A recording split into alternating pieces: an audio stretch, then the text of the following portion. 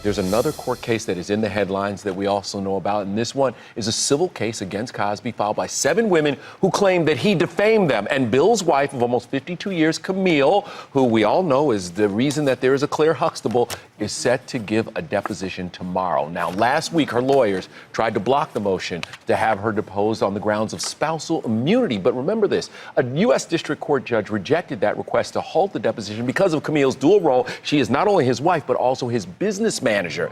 Now, and she handles so many things for Mr. Cosby. Now, Camille appealed that ruling, and Bill Cosby's attorneys have now filed an emergency motion asking to delay Camille's deposition pending the outcome of that appeal. But a lawyer for the alleged victim says Camille is probably the one person that has the most important relevant information to this case. And I also want to point out, ladies, that according to the New York Post, Camille is furious with Bill. She doesn't think he should go to jail, but she doesn't mind the hell that he's going through right now. What do you think?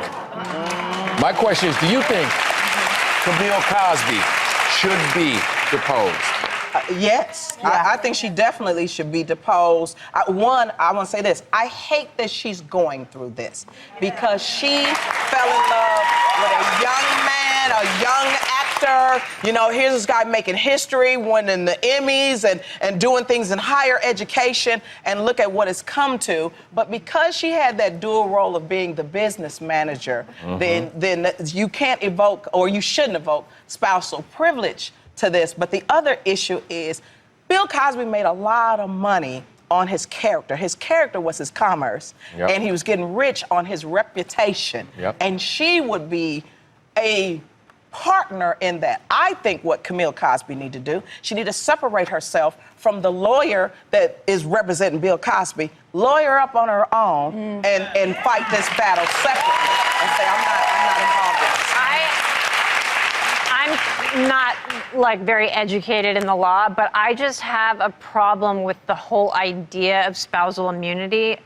This idea that you're promoting spousal harmony, but to me, why is spousal harmony more important than the victim? I just don't understand that. I think it's pretty nuanced. I think it's pretty nuanced because I think the law sees a couple as a single unit, as essentially the same person.